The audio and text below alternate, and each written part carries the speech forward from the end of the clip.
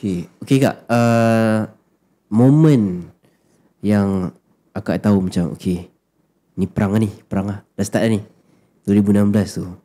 Macam mana Kak? Okay, 2016 dia kita kata teaser kan. Teaser ke teaser? Teaser. Depan rumah saya tu kan tebing rendah. Kita dihidangkan selama mungkin 6 ke 7 bulan, 8 bulan. Kat situ je bom terbakar. Dia ada side lah. Dia ada side tu. Kita tak ada apa-apa. Kita sekali-sekala dia campak. Dia campak. Tapi dia habiskan sebelah sana. So kita tu dah main psikologi lah. So bila dia orang tawan tu, kita pun tak tahulah sebenarnya. Setelah habis kat sana, naik bendera lah. Naik bendera macam ujung bulan 12 macam tu lah, nak tahun baru. Kita pun betul lah ni, agaknya tahun baru dah tak ada. Dia bendera dekat Masjid Saddam Hussein di seberang sana tu. Kita nampak, oh Alhamdulillah ya Allah, aman dah. Ingat kan, betul lah. Rupanya sana zaman. Settle sana, naik bendera, dia serang sini. Masa tu duduk rumah lagi, rumah yang rumah kita yang dekat situ lah. Tapi kita ada kawan ayah yang cakap dia ada rumah kan, dia ada dua rumah. Satu rumah tu kosong. Dia kata, Haji, jangan duduk kat rumah ni tepi sungai, bahaya. Kan? Duduk kat dalam kan, ke tengah sikit.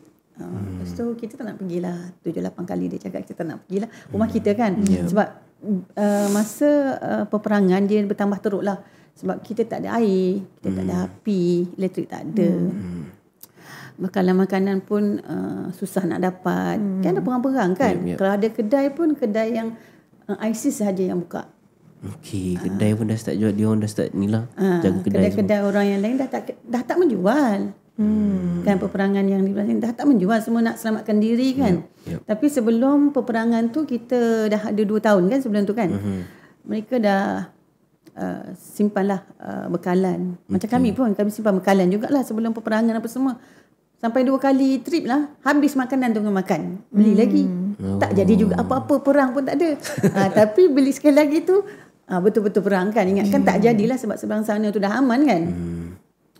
Jadi bila peperangan tu berlaku, kami pindah ke rumah yang jiran ni, duduk di tengah. Tapi sama je. Rumah dia pun, belakang rumah dia jiran, depan tu hospital. Jadi gitu.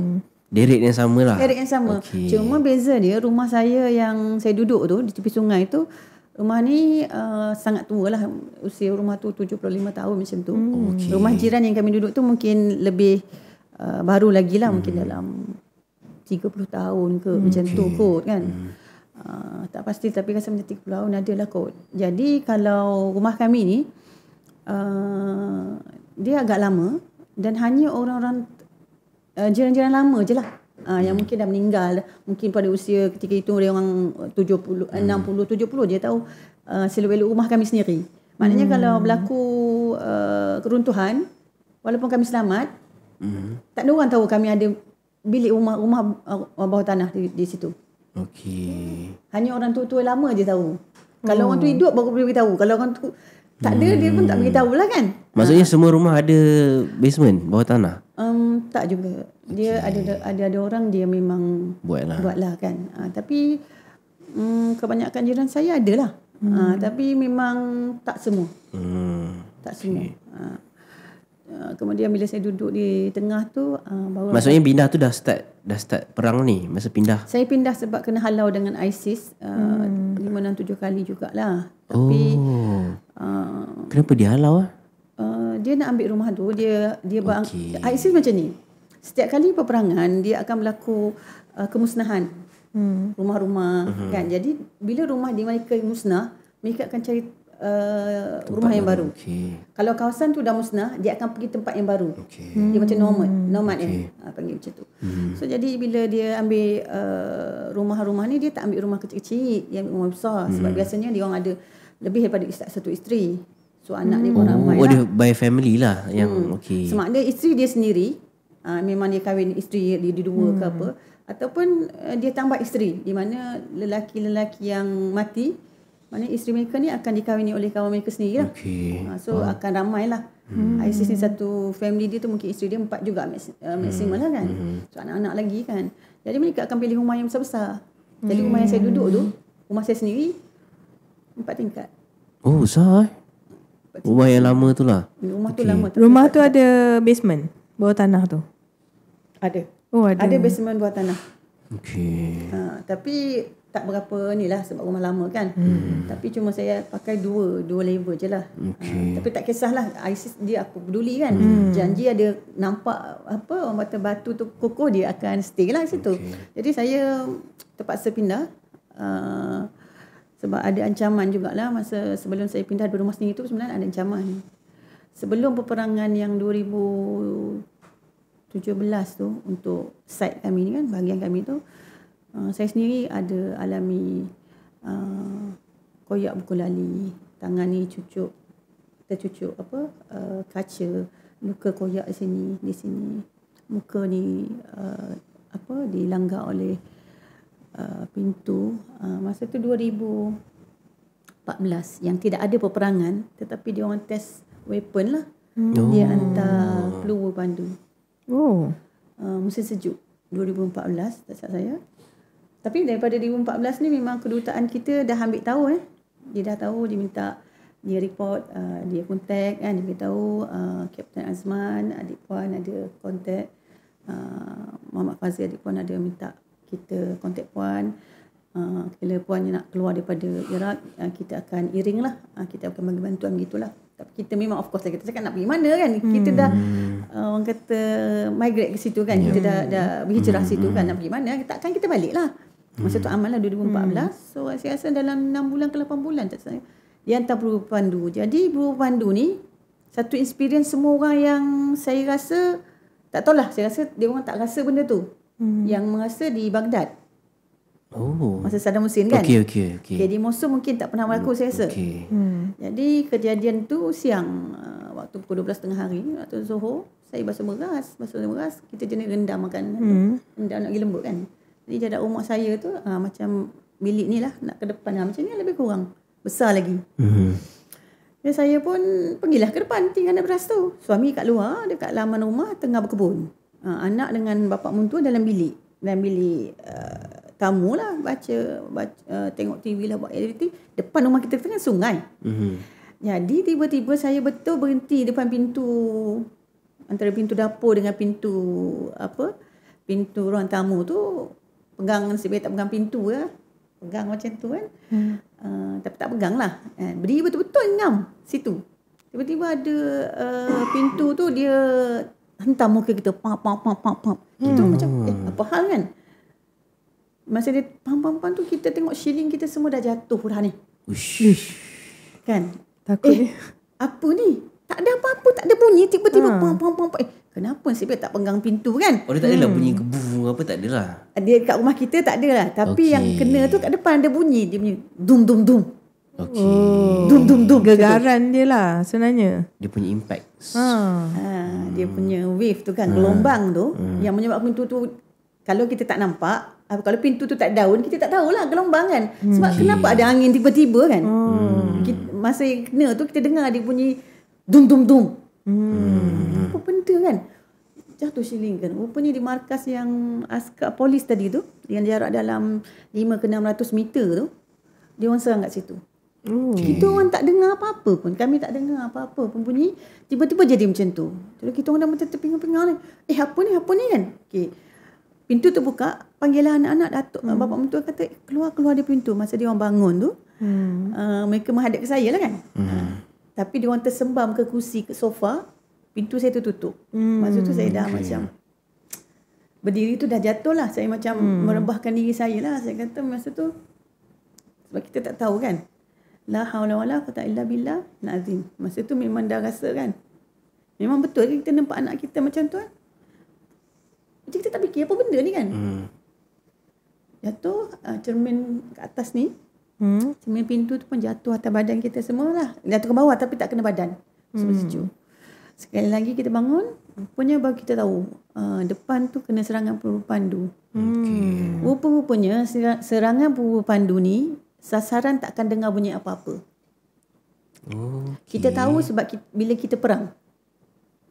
Sebab masa perang, kita balik zaman ni kan. Jadi masa kejadian tu saya luka koyak buku lali dan pergi ke hospital belakang rumah.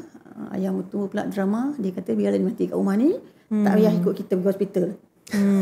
Jiran setengah jam datang tengok rumah kita tu cermin kan, cermin kita sliding door, bukan sliding door, dia besar, cermin tu macam sliding door, ada tiga papan kan. Cermin tu pecah. Bukan pecah macam mana, dia punya pemegang cermin tu kan besi bawah ni untuk pegang bagi dia berdiri kan. Besi tu bengkok. Okey. Padahal tak kena apa-apa pun, kena angin tu kan. Okey, tak apalah itu, kita pergi hospital. Tadi kata kalau macam mana kalau join dengan ISIS mula tu soalan kan. Pergi ke hospital, jiran pun tanyalah Mak Abdullah kan, pergi panggilan tu Mak Abdullah kan, mak kepada Abdullah. Abang Abdullah macam mana ni, Mak Abdullah kenapa ni. Kita pun cakap okey. Memang dia orang datang tu 2 orang 3 orang lah, sepupu dia kebetulan ada situ, tengok dia ingat dah mati dah. Dia cakap kena pergi rumah Abang Abdullah. Sebab ketika itu 2014 tu memang dah ada jiran-jiran situ, memang tak ada lah. Ramai juga yang tak ada lah. Tapi dia orang tahulah satu-satu orang yang tak akan bergerak kita orang lah. Sebab kita orang kan datang daripada luar negara. Balik negeri. Mesti dia akan pergi mana-mana lah kan. Jadi dia kata kena pergi tengok. Dia orang memang kata tengok dengan cermin pecah apa semua tu. Dia orang kata jiran kejiranan kat situ yang ujung ada 5 biji rumah. Penghuni yang ada dua penghuni je. Rumah kami dengan rumah depan. Dia kata mati dah orang ni. Okey. Tengok ada elok je lagi kami. 6 orang kan pergi keluar di hospital. Ni cabaran yang kena serangan tu, tak apa lagi lah, luka tu kita tak nampak kan. Suami tadi bila kena yang peluru pandu tu, dia berselindung daripada bangunan rumah lah. Bila masuk dalam tengok anak-anak keluar lah. Bila pergi hospital ni, itu yang menarik. Kita orang pergi hospital dalam 20 minit kot macam tu sebagai reda kan. Takut apa kan, kita berlindung dalam rumah. Pergi ke hospital. Of course lah yang tadi tu kena tu kan ISIS dah tak tadi kan. Askar polis dah tak ada kan. Okay, dia dah ni. Dia pun masuk hospital juga. Kita pun masuk hospital. Dia dah koyak dah, yang ada tinggal spender pun ada. Yang pakai jambang tu spender dia tinggal.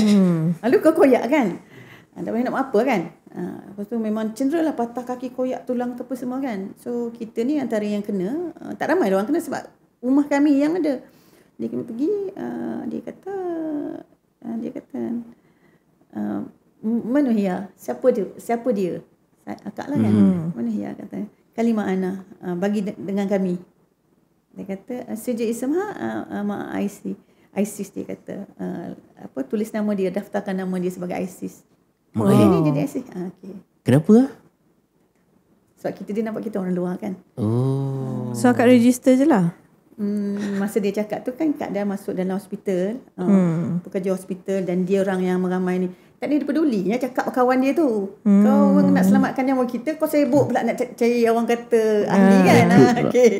Jadi kita ni dah sebenarnya alamak dia kata kan. Jadi kami macam pergilah ke satu tempat di dalam tempat-tempat yang lain, sepatutnya pergi kan. Dia nak x-ray apa semua, tapi kita tak terurus kan. Kadang dia cakap je kan. Berdebar jugalah kan. Berdebar jugalah kan. Tak pasal-pasal kan. Jadi bila dah begitu, kita pun tunggulah waktu tu rehat kan. Kita kan berberas. Tengah hari 1 doktor tak ada apa semua okey. Senyap dah tak ada peluru tadi kan. Duduk suami kata nak ambil pakaian lah, kita tak boleh duduk rumah ni, kita nak gigi dah sebenarnya. Kita dengar drone ke, kita dengar helikopter ke, kita dah jadi trauma dah. Dah jadi trauma sebab dah kena tadi tu. Lepas tu suami kata nak ambil pakaian, kita nak pergi sebelah sana rumah kakak. Sebab ayah duduk dengan kami. Tapi kami nak pergi rumah kakak sebelah sana. Kakak yang Kahirah tu, dia duduk dengan kami. Duduk di Mosul. So kami nak pergilah. Nak pergi, suami kata dia nak ambil pakaian sikit, nak pergi sana lah. Dia kata tak payah duduk sini kan. Okey. Masa ni belum perang lagi ya. Kali pertama test weapon. So kami pergi lah. Nak pergi tu, suami ambil pakaian. Anak-anak tu nak ikut bapak dia. Atuk dia kat sana. Tak ikut pergi hospital. So kami 5 beranak ni terpisah, saya tinggal seorang. Anak-anak ikut suami. Pukul 3 daripada pukul 1 lebih orang tengah makan ni. Solat dululah kan. Solat kan, duduk masa tu kan. Solat dulu lah kan. Suami tak balik lagi ni. Tak payahlah pergi, nak ikut ayah dia juga. Ayah dia kata tak payah. Ikut. Bila dia ikut ayah dia, pukul 3 tu macam tu datang peluru pandu lagi sekali. Ada lagi Dia punya hospital tu bergegar. Saya ni dah duduk, akak ni dah duduk dalam atas katil. Doktor kata you duduk rehat dulu, tunggu doktor yang pakar tu tak datang lagi, takut kita pregnant kan. So dia nak tengok dalaman ke apa organ kita, so dia tunggulah kan. Jadi duduk sebelah masa sebelah tu orang ni tak betul, orang tu gila. Dia mengacau-acau. Tapi bila serangan tu datang, dia kita punya hospital tu dia hospital tambahan kan. Dia bukan bangunan yang kukuh kan. Dia bergegar tau. Bergegar. Orang gila tu boleh tahu takut. Okey. Hati kita ni, Terus tak. suami kita tak ada, anak kita tak ada. Yalah. Oh, masa tu tinggal aku seorang ke? Tinggal aku seorang, ya Allah kan. Kita dah lah cedera kan. Kita pun jadi macam orang gila tu, senyap kita pula jadi gila sekejap kan. Dia kata tertukar. Dia cakap dengan orang tu, kita dah macam mengacau lah kan. Kita dah confirm orang yang bercakap tu orang tempatan. Kita ni nak cakap bahasa yang tak faham kan, dia kata kita ISIS. Jadi kita kena cakap bahasa tempatan kan. Dia kata Alaudi kan, anak aku kan, katakan inti dia kata inti HPK, dia katakan kau kenapa, dia katakan betul kawan dia beritahu lah, dia katakan dia cedera, ada anak-anak dengan suami dia tadi, dia katakan pergi ambil. Kata inti sabari, dia kata engkau sabar je, sabar, insyaallah ni kita nak sabar macam mana kan. Kalau hilang semua, kita tinggal sebatang kara kan. ISIS ambil kita pula. Itulah. Jadi bini ISIS ya. Kan? Jadi kita solat dulu. Bila solat tu eloklah, macam memang betul macam drama Hindustan. Assalamualaikum terjojol 4 orang.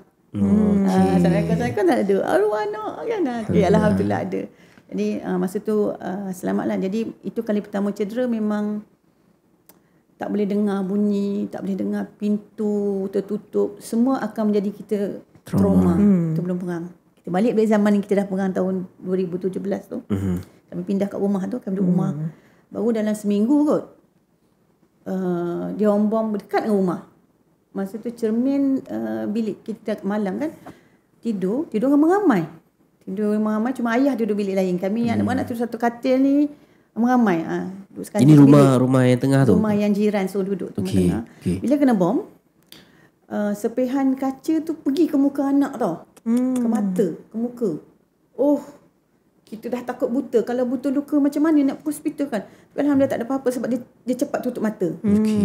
Malam tu juga kita orang beralih duduk kat bilik bawah tanah. Dan seterusnya selama 6 bulan. Masya Allah, 6 bulan Ada bekalan makanan ke apa semua pada waktu tu? Kita bawa daripada rumah kita. Kita ada beli mineral water, sebahagiannya kita bawa. Memang kita ambil semualah. 2-3 kali juga kita pergi, dan bila kita pergi 2-3 kali, tak tahulah. Kalau orang lain dah mati kena bunuh dengan ISIS, sebab ISIS dah duduk situ. Dia bagi je kita masuk. Dan kita nampaklah, akak pernah pergi sekali, tapi anak-anak ni memang suka ikut bapak dia. Kita memang malas nak cakap apa-apa, tak nak bergaduh runsing, bagi je lah kan. Pergi tu, bila kita masuk, dia orang dengan dia orang punya senapang kan, dan kat badan ada Al-Quran ni, dia baca. Balik ke rumah akak? Akak pergi ni, nak pergi ambil barang-barang kita kan, pakaian kita kan. Aku kata, kau kurang bunuh orang tapi kau baca Quran ya? Dia ingat akak dah join ISIS masa kat hospital tu kot. Ini 2017 kan. Okey, jadi bila kita duduk di bawah tanah ni, dia taklah semudah. Seperti yang orang tahu kan, memang tak mudah lah. Tapi tak semua orang faham lah. Bila kita macam boleh berhubung dengan telefon. Dan macam mana perang boleh hubung dengan telefon kan. Maksudnya masa tu elektrik semua tak adalah. Tak ada. So macam nak charge telefon ataupun laptop ke apa, ada generator ke ataupun? Zaman ISIS dia macam ni. Semua orang tak boleh ada telefon. Haram. Kecuali ahli ISIS saja. Mula-mula dia bagi satu orang satu saja. Tapi kalau family kita ada 5 orang anak kan, 5 ada telefon, kita lagi kan, mak ayah kan 7. So kita buat cerdik lah masing-masing, semua orang satu kampung ni, satu tempat ni. Hanya bagi sebahagian tinggal 3 ke apa, kata mungkin rumah tu tak pakai, so dia beli lah. Tapi dia ada satu equipment kan, apa tu? Equipment apa? Peralatan untuk test dengan radar. So frekuensi lah dia akan tengok. Kalau kita guna telefon, kat rumah kita, dia tahulah, dia boleh detect. Katanya begitulah. Kan. Jadi kita tak berani lah guna telefon ni. Kalau kita pakai telefon pun kita pakai vibrate je lah. Bunyi pun tak nak lah kan. Sebab walaupun dia ada tools yang boleh mengesan frekuensi ke apa kan, kita punya telefon, kadang-kadang secara manual pun kalau orang dengar pun membahayakan kita kan. IC dengar ke keluarga dia dengar tu dia akan reportkan. Jadi kalau kita punya elektrik tu dia sehari 24 jam, dia akan bagi 3 kali. Sekali bagi 2 jam. Tak kira lah kau musim daripada musim sejuk sampai musim panas, 2 musim yang berbeza. Kau nak cas apa ke, kau nak guna elektrik, nak pakai pemanas ke, kau nak pakai kipas ke, aircon ke, pandai-pandai kau lah 2 jam sekali tu. Limited sangat lah. So masa 2 jam tu memang kita kalau telefon memang tak adalah macam zaman kita dulu macam sekarang ni keadaan yang bersenang-lenang ni nak main, tak ada. Kita hanya on bila kita nak pakai je. Jadi dia punya bateri tu dapat tahan lama lah. Jadi masa maknanya telefon ada 2-3 lah kita biasanya. Tapi bila peperangan tu kita memang sukarlah nak dapatkan elektrik tu, kita akan macam sendiri-sendiri lah, sembunyi-sembunyi kepada cas telefon ke apa ke kan. Kita punya laptop punya ni bateri dengan orang-orang yang ada generator. Biasa orang yang ni kan, jiran kebetulan tuan rumah tu ada generator. So kita cas lah. Cas kat situ, kira bawa ni, kira kita buat nyawa kita lah. Nyawa kita 2 lah. Dapat ni, kalau dia dapat, nyawa kita hilang 2-2 sekali. Tapi nyawa ni kita bawa badan kita, yang ni pun nyawa kita, 2 nyawa kita bawa. Tapi kalau dia jumpa satu ni, habislah. Kan. Jadi bila dapat cas ni, maka kita bolehlah communicate dengan dunia luar kan. Tapi peliknya kan, macam akak guna prepaid kan. Tak ada kedai buka. Tapi masa sejak peperangan tu, line ni peliknya ada. Internet tu sentiasa ada. Tapi tak beli pun prepaid. Tak beli. Okey. Ada je. Cuma dia punya orang panggil cuma Facebook dengan Messenger je yang boleh berhubung. Skype ke apa-apa ke yang lain tak boleh. Hotmail, Gmail ke email ni semua tak ada. Dia Facebook, Messenger saja. So masa tu pun kita orang tak tahu juga, bila on tu boleh Facebook boleh guna. Tapi pergi apps yang lain-lain tak boleh. So kita interaction lah dengan luar dengan kaedah tu. Jadi kebetulan masa dalam peperangan yang di Sebang sana tu, kawan dapat kontak, kawan yang jodohkan saya dengan suami. Dia kata, saya Aslina, terpaksa jawab lah sebab keluar tu nama pelik, rakam nombor Malaysia. So kita kena jawab kan, sebab kita nak memutuskan takut family kita. Kita cuma takut family kita je kan, nak tahu berita segera. So, angkat lah. Jadi dia kata dia reno, dia beritahu Aslina kata saya kontak suami, jumpa kat Facebook. Dia reply tapi 3 bulan kemudian. Memanglah 3 bulan kemudian elektrik tak ada. Kita pun tak ada masa nak fikir tentang Facebook kan. Sebab dia kata, ini suami Aslina ke? Dia kata kan, saya renu. Padahal dia cakap tu pun dia macam keliru sebab gambar tu tak macam nampak sebenar-benar suami kan. Sedangkan dia adalah kawan sehari sebelum kami berangkat ke Syria. Kami kenal each other kan, kami kenal. Tapi dia nak make sure lah kan. Then dia kata apa khabar, dia kata sebab dia nampak Facebook tu, so dia anggap, dia pun tak sangka, dia ingat kami ni mati. Sebab kami kan di Syria. Oh yes. Oh dia tak tahu dah ke Iraq lah. Kami ke Iraq dia tak tahu.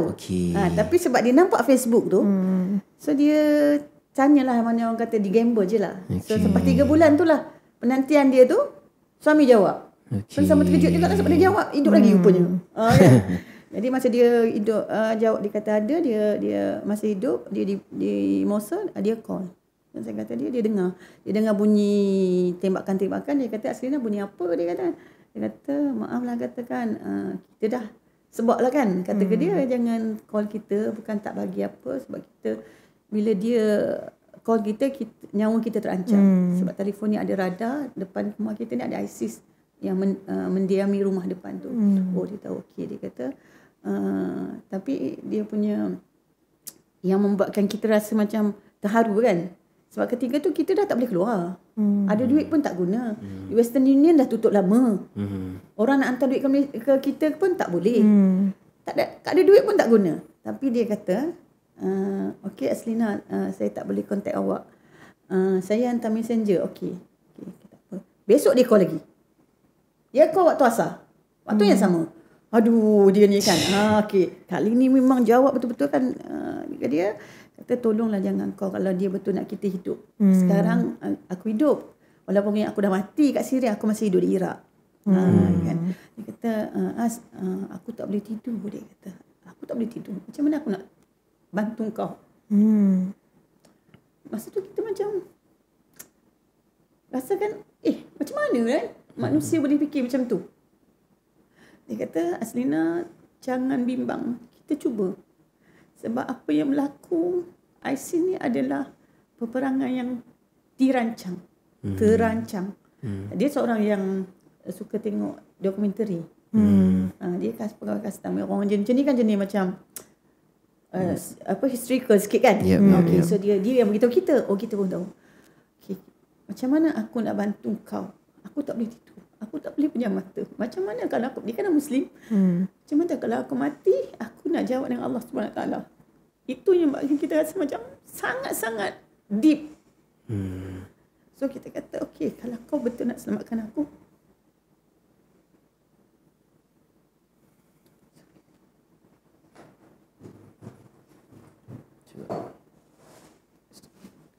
cakap dengan dia, okey, baiklah kan. Sebab kita memang tak tahu, tak ada jalan keluar kan. Dia kata, saya kata ke dia, okey, sekarang ni tak ada orang yang boleh hubungi aku. Dan hanya satu cara je. Mungkin ada cara selamat secara ketenteraan ke apa kan. Pasukan sini boleh selamat cari, trace kami, cari kami untuk keselamatan, serahkan kepada kerajaan Malaysia ke macam mana kan. Okey, tolong kontakkan saya dengan kedutaan Malaysia di Amman, Jordan. Sebab kami dah tak boleh nak hubungi dengan Hotmail, Gmail kan. Okey, Messenger dengan Facebook je. Okey, akak kata okey, akak hantar surat melalui Messenger, buat draft sekian. Akak akan beritahu, akak kata tolong forwardkan benda ni.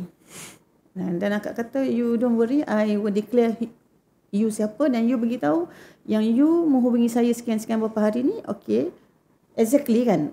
Dan saya akan beritahu dah sekian. Minta cari jalan hubungi saya melalui Messenger sebab dah tak boleh nak guna apa-apa apps yang lain kan. Jadi alhamdulillah lepas tu kedutaan dapat dihubungi kita melalui Messenger dan dia beritahu rasanya yang cakap tu kedutaan tu bawa Tuan Zakri ke apa? Tuan Z. Di Jordan ya? Kedutaan Jordan. Okay. Dia kata kita terima berita ni sekian. Kita akan cuba berhubung dengan puan dan kita nak beritahu puan ini bukan kita terpaksa buat berhubung melalui Messenger sebab puan kata tak boleh nak berhubung dengan aplikasi yang lain walaupun secara orang kata formal kita berurusan dengan email saja. Yep. So ni atas kapasiti kecemasan. So apa-apa laporan yang saya bagi tahu melalui Messenger tu dianggap rasmi official. Yep. Gitu. Jadi itulah jasa kawan saya hubungkan saya dengan kedutaan. Jadi melalui itu dia pun memang bantu saya lah dengan Wisma Putra, everything declare. Dia kenal siapa saya. Saya bukan ISIS. Sebab macam-macam kemungkinan boleh berlaku kan. Jadi sebenarnya ada dua orang yang bersama kawan saya ni. Seorang Puan Maziah. Puan Maziah pegawai custom. Dia kawan lama. Kedua-dua ni kawan lama di KLIA. Okey. So dia orang menguruskan dengan Wisma Putra yang declare lah. Maknanya orang lain selain ahli keluarga lah. Declare kenal pun nak Aslina sekian. So alhamdulillah lah yang setakat itu proses tu okey lah. Di-organize lah. Kita rasa macam ada harapan lah. Sebab kita dah dapat berhubungan dengan kedutaan. So kita sekadar orang kata melalui atas online lah gitu. Tapi tak tahu lagi lah kami ni hidup ke apa ke, memang tak tahu. Di masa tu memang dah peperangan. Jadi mereka memang tunggulah kita punya berita macam tu. Maksudnya waktu tu memang tak naik langsung ke atas, kan duduk bawah tanah kan? Maksudnya berkomunikasi through internet apa semua tu di bawah tanah tu lah. Ya tak. Bila kita nak gunakan internet, memang untuk dapatkan apa orang kata, line kan, jaringan yang baik, kita memang kena naik ke atas lah, naik ke atas rumah. Jadi bawah tanah, lepas tu kita naik level kita, aras kita kan biasa macam aras tanah kita tu memang tak dapat lah kan. Dia orang menggunakan teknologi macam-macam peperangan kan. Jadi kita line pun bukan line yang macam zoom tu dapat laju macam tak. Kita kena melilau-lilau cari signal kan. So rumah tu setiap kali kalau kami nak hantar mesej, kami akan drive dulu biasanya. Kan. Lepas tu daripada bawah tanah tu naik tingkat 1, pergi tingkat 2, rumah tingkat 2, di atas bumbung tu. So kan pintu, biasanya pintu kita naik kan ada macam pintu tu dah ada macam pondok kan. So pondok tu tuan rumah tu bina dengan kaca. So duduklah dalam ruangan tu. Walaupun kaca tu pecah belah sini kan, bimbang lah sebab situ ada drone sentiasa berlega-lega. So kita ni tawakal je lah kan. Gunakan telefon tu. Guna telefon, daripada situ hantar mesej lah. Seram je. So selain daripada macam kawan akak yang tolong tadi tu, family akak yang ada kat Malaysia semua, dia maklum tak yang akak sebenarnya dalam keadaan peperangan macam tu? Ya, dia orang tahu sebenarnya. Tapi sehingga kita dapat berhubung dalam Messenger tu, saya dah buat satu kumpulan lah, kita panggil kumpulan ni, macam WhatsApp tu lah, group lah. Nak recall balik memori ni lah, tak apa nak ingat banyak perkara kan. Dalam Messenger tu kita buat satu kumpulan di mana ada kawan saya ni yang menghubungkan saya dengan kedutaan ni, sepupu saya seorang, kawan saya seorang lagi saya rasa. Lepas tu adik-beradik saya, semua adik-beradik saya dan ipar saya seorang. Jadi semua orang akan menerima berita yang sama. Okey. Tak ada lagi tepi tepi ke apa, tak ada. So semua tu saksi lah kan. Jadi apa-apa berita yang saya nak buat, apa semua orang mendapat berita yang sama direct daripada saya lah.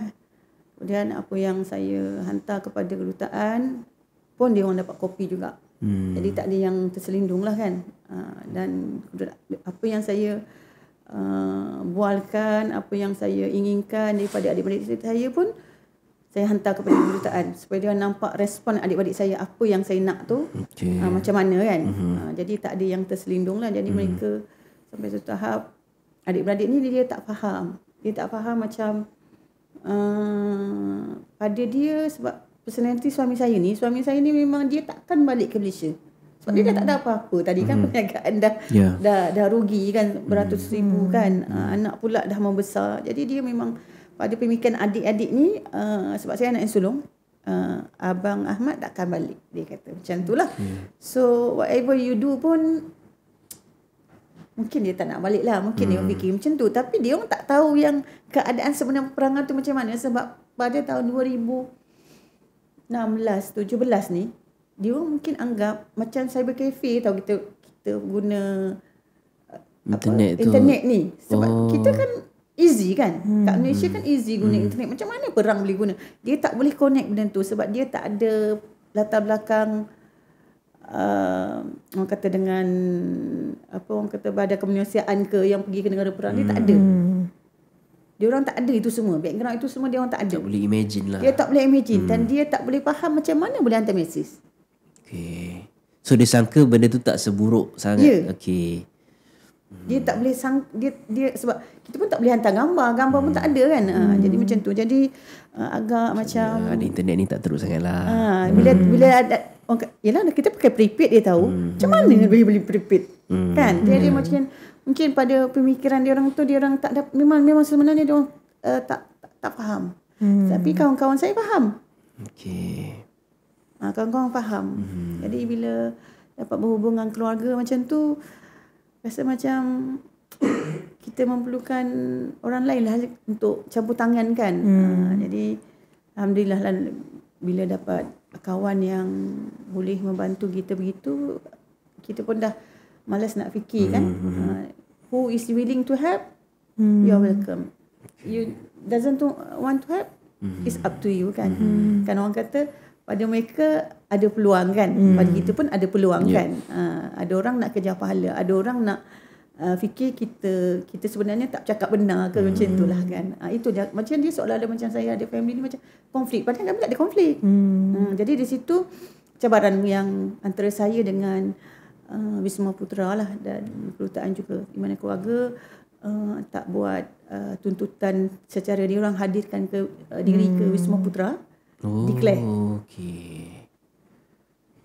Declare saya nak kakak saya di sini-sini, saya nak minta bantuan. Dia sebenarnya perlukan itu saja walaupun dah ada surat. Okay. Jadi bila kita kata sekian-sekian keluarga kita, kalau orang tu tak ada, dianggap kita hanya bercerita kan.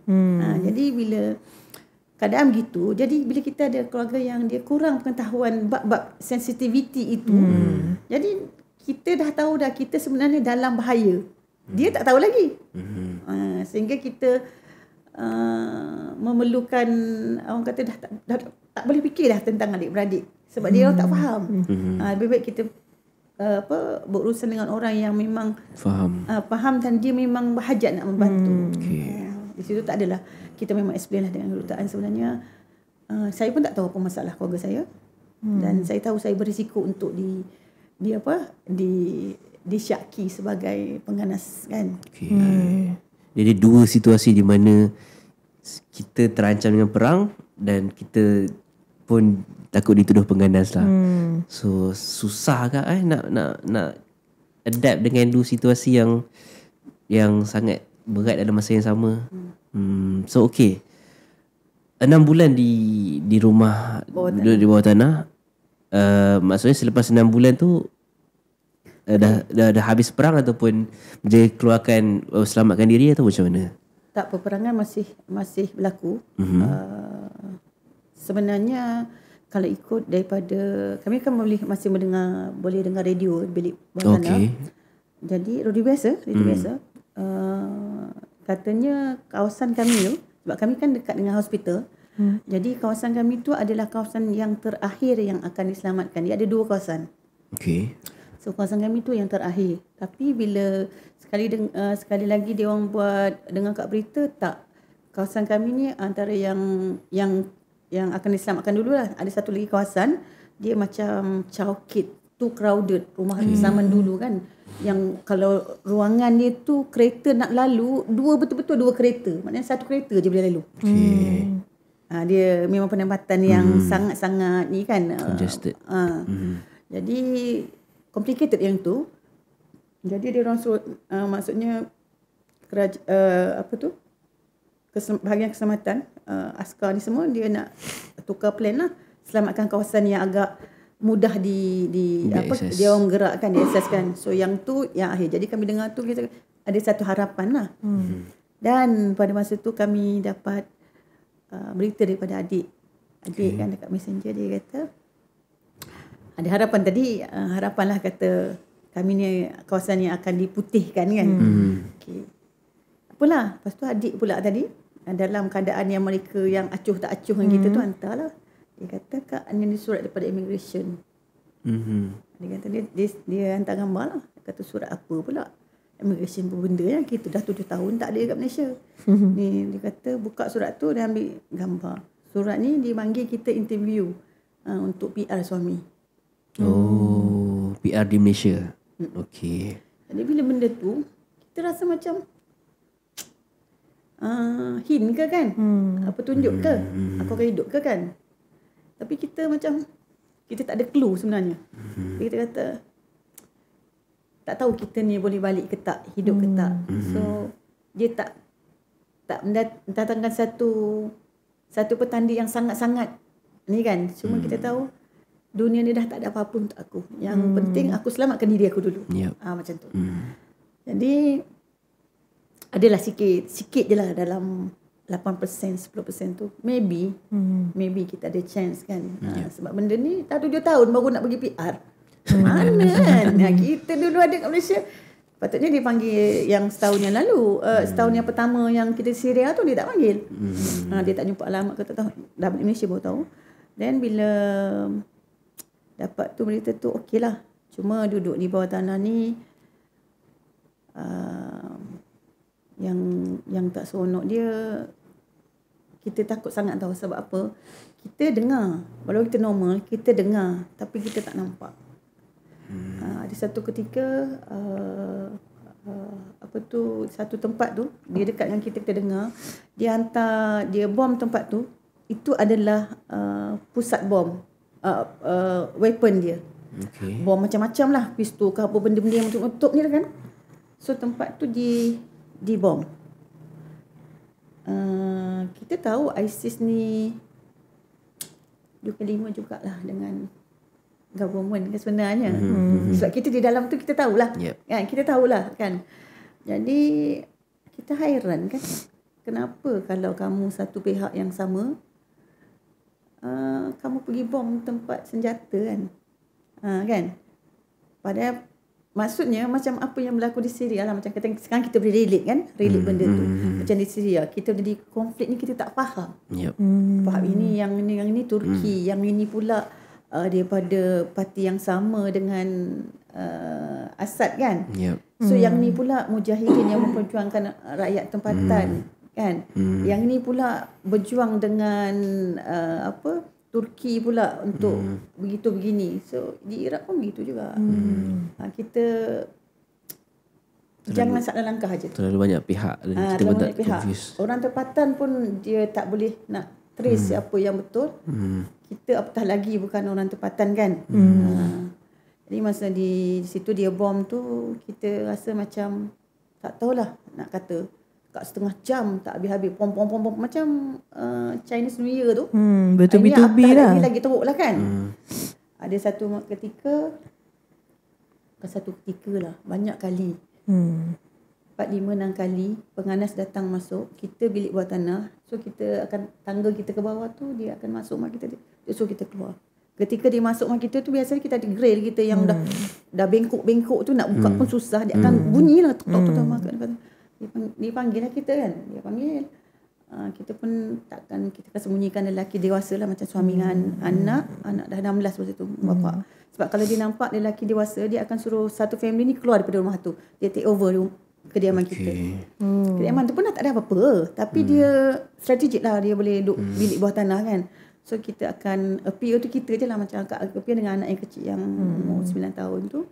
Anak perempuan tu kita simpan lah. Kita berdua je. Dan kita bercakap lah daripada bawah ke atas. Kita beritahu kenapa, nak apa kan. Dia kata Hajar tak boleh duduk sini. Dia katakan. Dia katakan. Atlaq min bait. Dia katakan. Keluar daripada rumah ni kan. Inti maisik akad honi. Dia katakan. Dia kata. Puan tak boleh duduk di sini. Dia kata. Tapi dia cakap lupa dah bahasa Fusha dia apa. Sebab dia orang cakap, macam saya gunakan ni bahasa tempatan. Kalau ISIS dia gunakan bahasa Fusha standard. Arab standard lah. Kecuali kalau ISIS tu lokal tempatan. So dia kita tahu lah. Kalau dia cakap macam tu, tahulah khianat lah tu. Kita lah tahu kan. Dia orang tak boleh berbahasa tempatan. Dia orang bahasa standard lah. Jadi banyak kali lah kalau dia kata buka pintu, hidup atau mati. Hidup atau mati. Kalau hidup atau mati tu kita naik lah. Kita nak halang dia turun. Kalau dia turun, dia nampak bekalan, dia nampak suami, kita akan keluar di benda-benda. Masa tu Ramadan. Ramadan 2017. Jadi banyak kali lah kena kan. Tapi dah rasa macam kita fikir mati syahid. Kan, mati kita syahid sebab kita menyelamatkan suami kita. Walaupun suami kita atau akan mati juga dengan kita, tapi kita syahid. Sebab kita cuma level best kita untuk dia jangan masuk. Jangan turun. Tapi bagus juga. ISIS ni ada sebahagian mereka ni dia tahu malu, aib. Aib bila dia dengan perempuan. Yang perempuan asing kan. Kalau dia bercakap pun, kalau dia cakap dengan kita, dia tak pandang kita. Hajiah dia kata, dia pandang ke lain. Dia kata dia discuss juga lah kita. Kita pun argue dengan dia. Jadi dia pun, bila argument kita tu tepat, kadang dia orang tak datang balik. Sebab kita menyedarkan dia. Sebab dia tahu yang dia di pihak yang salah, tetapi dia tak boleh nak keluar daripada dia punya kepompong tu. Faham. Jadi tak semula ISIS tu macam dia pengganas yang sebenar. Mereka pun manusia juga kan. Ada yang dah bila dia orang tahu tu dia orang nak keluar pun dah tak boleh juga. Macam tu. Tambah mereka bukannya daripada negara yang sama. Pasport dah tak ada, nak ke mana kan. So sama je jalannya, dia keluar dia mati, kat sini pun dia mati. Macam tu. Itu pendapat lah. Jadi untuk orang kata berdepan dan berganas tu bukan sekali dua. Bukan sekali dua. Ada ketika peperangan tu berapa orang tak ingat berapa orang, dia turun mungkin 3-4 orang lah turun, lelaki dalam umur 20-an macam tu. Ada satu yang paling muda mungkin dalam 14 tahun kot. 14 tahun ISIS lah, dia datang cedera tau. Dia muda muda. Kita boleh agak lah umur dia berapa kan, kita pun orang dewasa, kita tahu kan. Macam 14 macam tu kan. Sebab nak kat 16 kan dia turun cedera tau. Bila kita nampak kecederaan orang macam tu, sedangkan dia tu adalah pengganas dan kita ni musuh. Dia tu dengan kita, dia tu musuh kita kan. Kita tengok dia yang menyerang orang lain, yang membunuh orang lain, kita nampak dia dengan cedera. Bila dalam peperangan kita dah tak nampak tu. Kita nampak kesiannya, ya Allah. Kita tak tahu apa yang dia lalui dalam keluarga dia sehingga dia terpaksa sertai. Kita rawat dia. Dia nak menerima rawatan kita tu pun dia malu. Tapi bila sampai tahap itu, kita fikirkan apa yang kita cari dengan peperangan, kemusnahan. Balik-balik kita tahu darah kita sama je. Kita punya sifat insaniah tu terbit. Sedangkan orang tu nak membunuh kita, tapi kita tak sampai hati nak biarkan dia cedera macam tu kan. Budak kan. Jadi bila tengok kemusnahan macam tu, rasanya tak wajar lah. Kan? Kita dalam negara kita sendiri tak perlulah ada pembelahan yang sehingga tak boleh menyatukan kita. Kan? Sebab macam bagi akak sendiri lah kan, pengalaman melihat sebuah negara yang makmur di bawah seorang pemimpin, lagi-lagi Saddam Hussein kan, yang ditakuti oleh Israel kan, pemimpin Islam kan. Jadi bila Saddam Hussein tu ada negara sangat makmur. Tapi bila Saddam Hussein dah ditangkap, kucak-kacir. Dan apabila ISIS mula masuk dalam Iraq, di Mosul lah khususnya, bukan semua kawasan lah, dia dah menjadikan negara tu tak lagi secure. Jiran dah takkan sama macam yang dulu. Masing-masing ada perasaan kecurigaan. Apatah lagi negara majmuk kan, kita campur dengan bangsa biasa. Jadi kita apabila berlaku sesuatu kekacauan begitu, tak mungkin semudah yang kita boleh fikirkan sekalipun macam mana untuk kita boleh kembali seperti dulu. Even adik-beradik pun tak boleh. Yalah. Okey Kak, macam mana macam mana tahu perang tu dah habis ataupun akak berjaya selamatkan diri, ataupun perang tu tak habis lagi? Perang tu tak habis lah. Maksudnya akak berjaya keluar lah. Kami keluar sebab kami boleh buat macam kita arrange lah. Sebab rumah yang kami duduk tu kan, tuan rumah dia datang dengan kami. Kita orang plan untuk keluar bersama-sama. Hidup-hidup mati-matilah. So all together kita orang 19 orang. Ramai. Kami 6 beranak. So dia dengan jiran dia lah. 2 rumah lah. Dengan kami combine 3 rumah lah. 19 orang. Jadi tuan rumah ni, anak dia di luar lah, ada kawasan yang selamat. So dia hubungi anak dia. Dia bagi tahu dia sekian-sekian berada di rumah dia lah, rumah kami tu, dan kami nak keluar. Minta pasukan keselamatan uruskan cara macam mana nak keluar. Dia berjaya uruskan dengan keselamatan, dan mereka bagi satu signal lah. Dia kata dalam masa 10 minit, setengah jam daripada sekarang akan berlaku satu letupan.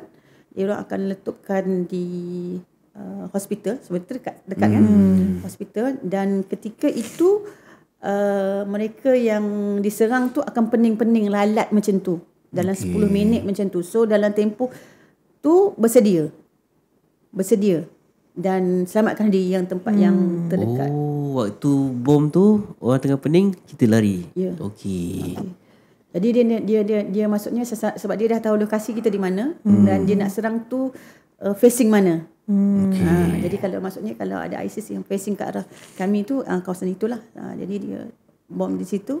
Untuk akan pening-pening lalat, kita pun memang dah get ready lah. Tak pergi mana pun. Pergi sebelah rumah tu je. So dia bom dekat untuk orang ISIS tu lah. Ya, dia bom ISIS. So kita ni tak pergi jauh pun, selamatkan diri. Seberang jalan tu rumah jiran kita. Tapi taklah hari tu. Kita tunggu 3 hari. Hari yang datang tu, yang datang sebenarnya masa bom tu bukan kami yang keluar. Dia kata orang tu pening lalat, pasukan keselamatan akan cari kami. Okay, dia cari kami. Okay, dia tunduk pintu, kita pun buka, tengok kita daripada bawah nampak kan cermin kat atas tu, dia punya kaki tu dibesarkan tinggi. Ada yang sedia orang kan. Tu tengok. Okay, dia kata, okay, ni kamu berapa orang? Sekian. Okay, betul. So dia report lah dengan markas kan, dengan pusat. Okay, kami dah jumpa mangsa. Okay, kita akan buat tindakan selanjutnya. 3 hari juga. Hari ni asal tak jadi apa. Dia kata malam subuh nak keluar. Kami memang dah takut dah. Malam macam mana nak keluar? Yelah. Budak kecil lagi kan. Salah seorang tu dia mengandung. Kami pun tak keluar malam tu. Tak jadi apa-apa. Dia orang pun tak panggil. Tapi dia orang menginap di seberang jalan jiran. Lepas tu besok tak ada apa-apa juga. Kami dah 24 jam. Kami risau. Kami kontak balik jiran punya anak. Tengok apa cerita. Dia kata tunggu malam gerang. Memang tak percayalah. Dah 2 malam. So hari yang ketiga kami kata beras kami dah nak habis. Puasa kan. Dia kata kalau kami tunggu juga ni memang kami pun mati juga. Mati tak makan dengan mati ketakutan kan. Jadi hari yang ketiga tu kami tak peduli. Kami dah beritahu kalau tak dia orang tak selamatkan, kami nak keluar. So macam kita ugut lah keselamatan kan. So itu yang dia kata, okay, kita akan bom sekian dalam masa berapa minit ni, dalam 20 minit ke setengah jam. Okay, lepas tu bom tu bila kena je nanti orang tu pening lalat. Kau pergilah mana tempat selamat. Kita bukan pergi mana pun. Kita cross yang rumah jiran tu, sebab penyelamat tadi datang, dia bukan stay dengan kami. Dia pergi duduk ke rumah jiran yang seberang jalan tu. Jiran tu sebenarnya dah kosong, tak ada orang. Dan jiran tu sebenarnya ISIS. Kami tak tahu. Jiran tu dulu sebelum jiran tuan rumah kami datang nak selamatkan kami, nak keluar bersama kami, jiran depan tu ajak kami satu keluarga keluar dengan dia. Sebaik tuan selamatkan, kami tak keluar pun dengan dia. Kalau kami keluar, kami pun kena juga. Sebab dia ISIS kan. Setelah yang kami keluar tu baru tahu. Jadi bila dah pergi ke situ, terkejutlah tengok pasukan keselamatan 7 kaki, 6 kaki, 7 kaki lebih, besar, gemuk. Ramai, dalam 30 orang ada. So dia kata kenapa datang sini? Dia kata ialah bila mereka tak ada arahan untuk selamatkan ataupun apa-apa lanjutan, dia orang tak boleh buat apa-apa kan. Jadi bila kita sebagai orang awam ada tindakan yang dia orang tak terfikir, so dia orang terpaksa juga lakukan sekadar apa yang mereka boleh lakukan kepada kita kan. So dia orang kata okey, pergi ke belakang, selamatkan dirilah. So kami keluar daripada kawasan peperangan tu lebih kurang dalam mungkin 200 meter kot. 200 meter kot, tak jauh pun. Sebab belakang perumahan tu ada traffic light, 4 segi tu, traffic light yang junction tu. Tapi yang ada susu kiri. So luas lah kan. Sebab yang kalau ada susu kiri biasanya traffic light tu sangat luas lah kan. So kami cuma melintas di situ je. Melintas dari ujung sini ke ujung sana. Ujung sana tu silent, tak ada apa. Kira kawasan selamat lah. Zon selamat, zon hijau. Dekat je. Tapi sebab kita tak keluar, kita duduk bawah, kita tak tahu kan di mana lokasi. Tapi bila kami pergi ke situ, sunyi, tak ada apa-apa. Terus tapi kami berjalan daripada kawasan yang traffic light tu nak ke kawasan tengah, rasanya mungkin dalam 1 km, 2 km kot baru jumpa tempat checkpoint, tempat dia orang rehat, apa makanan air apa semua kan. Dari situ barulah kita pergi ke tengah berapa kilometer tak tahulah. Jauh lah, tapi memang kita orang sebaik sebab salah seorang jiran tu kan dia mengandung, so ambulans ada. So kami macam sardin naik ambulans tu. Pergi kat Zon Selamat. Masa tu lah baru 3 km kot, 5 km kat situ kan. Masa tu carilah juga kita punya volunteer daripada Malaysia kan. Tak ada. Mercy ke kita nak tengok kan, tak ada. Masa tu pun sama juga cabaran. Bila dia nampak orang masa tu belum lagi, dia belum check kita punya dokumentasi, belum lagi. Masa tu pun dah Idaim jugalah. Okay, itu dah bila naik ambulans tu maknanya kita dah pergi zon hijau dan kita hampir selamat. 50%. Okay. Belum selamat lagi. Sebab Puan Naslina dengan anak orang bukan orang tempatan. Guna pula pasport. So daripada seberang sini tadi kami kena lintas belah sana pula. Yes. Jadi nak pergi belah sana tu ada checkpoint jugalah. Bila kami naik terak tu, dia sampai tu nak cari dengan orang-orang yang apa tu panggil, volunteer ni, kita carilah Malaysia kan. Tapi bila tak ada, dengar di askar polis dengar ni, sekarang ni marahlah kita. Dia memang aim kita. Dia dah mula ada sentimen asalkan foreigners you are ISIS lah. Potensi you tu memang kau memang penganas macam tu. Jadi bila dia ada sentimen tu, dia akan cuba nak psycho kita. Jadi kami ni dia kata datang dari mana, apa kau buat kat sini, kau duduk di mana, macam tu lah. So sebabkan satu je antara satu sebab akak boleh bahasa tempatan, so dia ambil kira lah, boleh percaya lah makcik ni macam tu lah. Then okay, tak percaya pun dia panggil suami. So suami masa tu tengah queue ambil apa orang kata bantuan lah, makanan apa semua dibagi untuk masa-masa perang ni kan. Dan kami pun disuat-siasat bersama. Okay, dia kata boleh pergi seberang, tapi naik satu terak dia khusus. Terak semua banyak terak lah, terak ni kan. So kami duduk dalam terak tu dengan ayah dah umur 80 lebih, 85 masa tu. Kita duduk dalam terak tu. Askar tu memang tak pandang.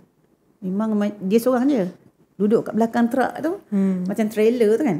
Duduk belakang tu ada kerusi, tempat tu kan, bawah tu kan ada peluru besar macam ni.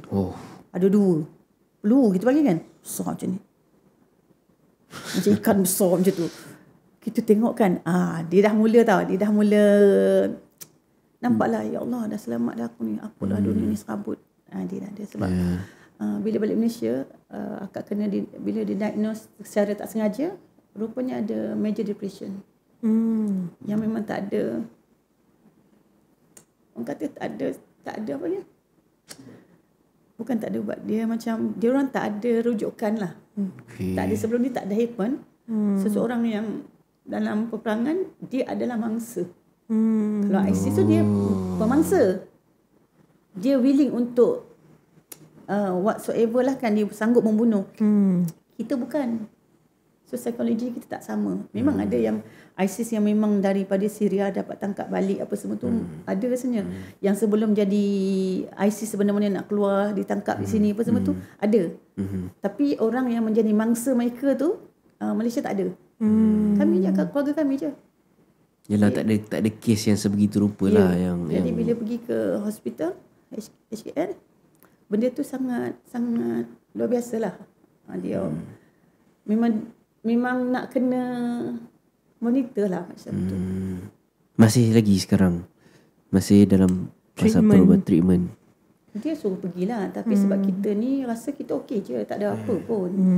Sebab dia lebih macam pengalaman jadi trauma kan. Dia macam kata dia tak nak kita hanyut dengan kita rasa rendah diri, kita tak move on, dan kita rasa kita akan jadi seorang yang sangat miserable. Tapi doktor yang mula-mula diagnose tu, dia kata puan jangan risau. Puan ada anak-anak yang baik, anak-anak yang cantik, puan ada negara, puan ada keluarga, puan sangat bahagia. Dia cakap macam tu. Tapi bila dia cakap macam tu, kita ni nak sampai Malaysia kan, kita rasa macam bersyukurlah. Syukurlah kita, betul apa yang dia cakap. Walaupun kita ni nak hidup semula kan. Dulu tinggalkan Malaysia, jual kereta, semua harta benda. Sekarang kita balik Malaysia, tinggalkan Iraq, semua kita tinggalkan. Jadi bila orang bercakap macam tu, kita rasa macam jangan rasa macam tertekan sangat. Sebab kamu kena cari, mesti ada ruang kan. Macam tu. Jadi bila dah naik terak tu, kami semua orang turun dekat checkpoint yang pertama tu, kami tak boleh teruskan. Checkpoint pertama tu teruskan, checkpoint kedua kami tak boleh teruskan. Kami dah nak sampai untuk sungai. Dia kata keluarga ni minta dokumentasi lah kan. Tengok pasport, of course lah. Patah balik pergi markas askar tu, akademi askar. Dia ambil dan pisahkan anak dan suami dia, siasat lah. soalan yang sama, jawapan mesti sama. Different bilik. Different. Okay. Bapa mentua dia tak soal lah. Saya pula disoal oleh askar lah. Tapi dia soal psycho lain lah. Dia cerita pasal tempat ni. Dia tanya apa semua, apa gini-gini. Dia nak tengok kita tu betul ke orang tempatan. Sebab dia dah tahu kan daripada maklumat kan. Then okay, Alhamdulillah settle. Waktu pun dah berbuka semua. Tapi masa kat terak tadi sebenarnya kami tengok. Kami kan dah lama tak nampak makanan, buah-buahan kan. Tengok temikai, tengok tomato. Temikai ke? Tengok tomato, temikai, tengok cucumber kan. Rasa macam happy sangat. Bukan kita lapar, tapi bila kita tengok kan, baru kita nampak dunia kan. Selama kita bawah tanah, kita tak makan. Tak ada makanan. Macam akak sendiri makan roti, buat roti, makan. Kalau gardenia tu, makan 1/4. Bukan tak boleh makan. Tak nak buang air. Sebab air tak ada. Ya, okey. Kalau kita buang air, maaflah cakap, kita macam baby. Tak ada apa pun. Okey. Dia punya susah tu. Yang kita nak kena manage lah diri kita kan. Takkanlah kita nak makan sungguh kan. Jadi bila dah sampai tu, dia kata checkpoint kedua tu kena patah balik tu.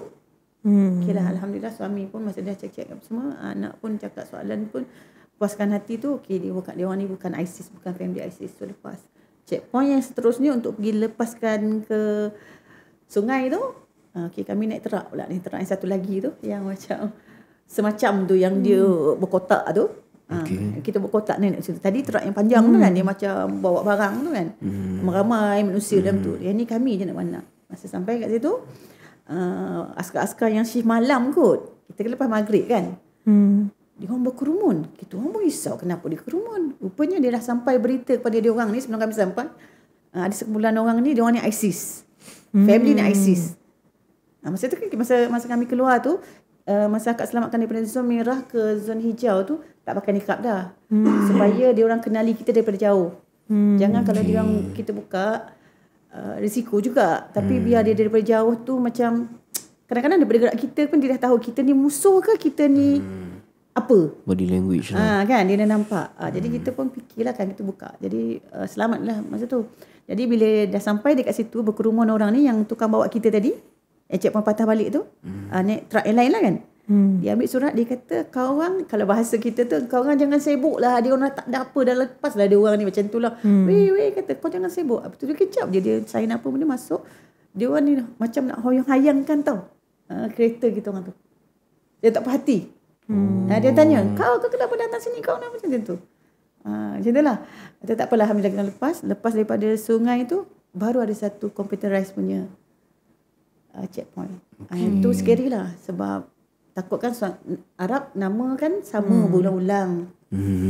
Aslina Salim tak ada lah kan. Arab Aslina Salim seorang je kan. Takkan ada apa ni kan, nama kat situ kan, macam tu lah. Tapi risau juga. Kita tak tahu. Kita tak terlibat. Tapi kita tak tahu.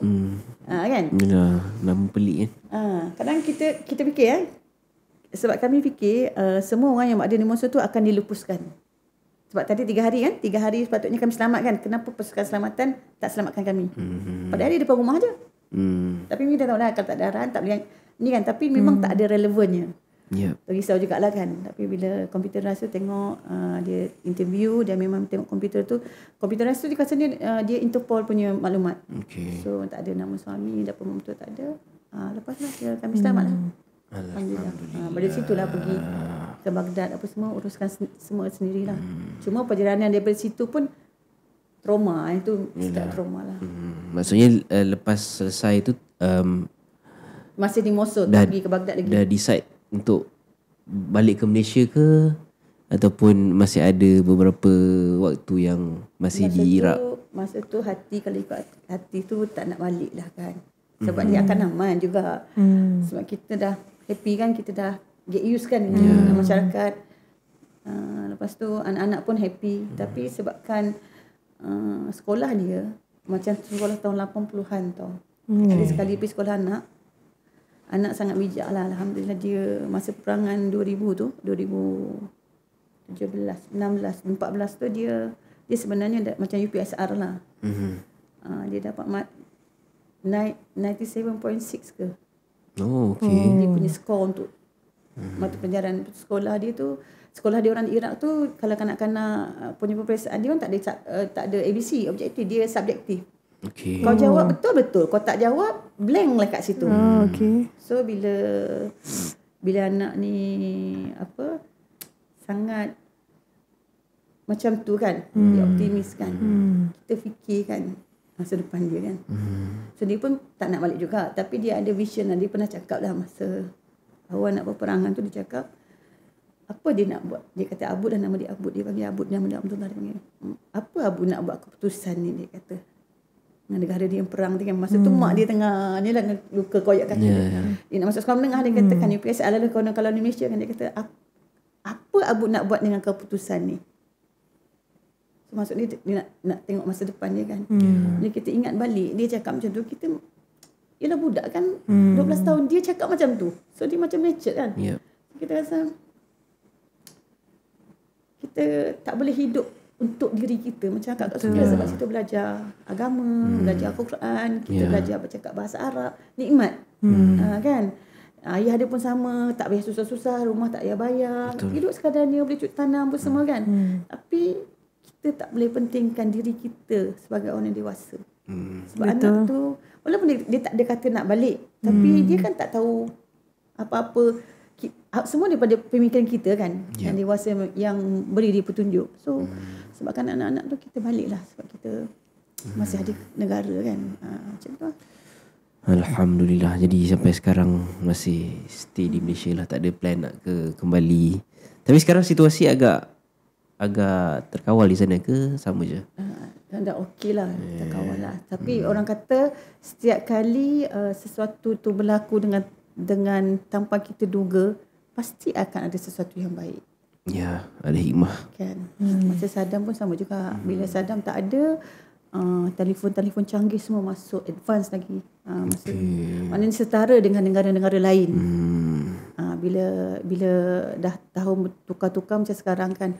Dulu dia orang tak ada satellite television yang macam kita lah, Astro macam ni sewenang-wenang. Tapi selepas ada Hussein, tapi pencemaran lah, sebab you can access macam-macam kan. Yes. Sama juga bila pembangunan apa-apa, bila ada kemusnahan, akan satu yang yang baru, yang advance tu akan masuk ke sebuah negara gitu. Betul. Okey Kak, kita nak bersembang panjang lagi, tapi memandangkan kita punya waktu pun dah suntuk. Jadi insya-Allah ada masa kita sembang di luar kamera. InsyaAllah. Terima kasih kerana perkongsian ni sangat membuka mata dan membuka minda. Mungkin kita sendiri sebagai rakyat Malaysia pun tak pernah terfikir ada antara kita ni pernah melalui pengalaman sebegitu Kak. Jadi terima kasih kerana sudi berkongsi satu kisah yang sangat eksklusif ni Kak. InsyaAllah kita nak tahu lebih detail, tapi kita ada kekangan masa. Jadi kita cuba lagi sambung selepas ini di luar. Terima kasih Kak. Terima kasih sangat-sangat kerana perkongsian ni sangat membuka mata. Mungkin any last words Kak, 1 minit kepada penonton-penonton di sana. Saya kalau orang tanya, sebelum-sebelum ni pun masa saya balik pun ada je yang interview saya, macam Profesor Dr. Mizan Aslam datang ke rumah saya, interview saya. Datang ke rumah, ada seorang pegawai immigration tanya tentang pengalaman lah. Saya tak ada lain lah, saya cuma nak bagi tahulah, macam perkongsian kepada orang yang di luar sana, untuk kita sama-sama memfahami peranan kita sebagai seorang Muslim, seorang warga negara, dan kita benar-benar menjalankan tanggungjawab kita. Bila kita perlu mengundi, kita undi. Jangan kita tak mengundi. Jangan kita ambil advantage pada negara kita, ramai lagi orang lain yang boleh pilih. Tak boleh begitu. Setiap Muslim kena tahu peranan dia sebagai seorang individu dalam sebuah negara. Sekalipun kita duduk di negara yang bukan negara kita, tak kiralah kita di England, kita di Australia, kita di Amerika, kita perlu mengundi. Sebab di tangan kita lah menentukan siapa pemimpin yang patut menerajui negara kita. Tapi hasilnya tu kita tidak bolehlah terlampau takut, kerana janganlah kita memilih asal pangkah je. Jadi saya harap setiap daripada kita ni belajar tentang betapa pentingnya keamanan, dan apabila berlaku sesuatu perangan, dia tidak akan pernah memberi kesan yang manis.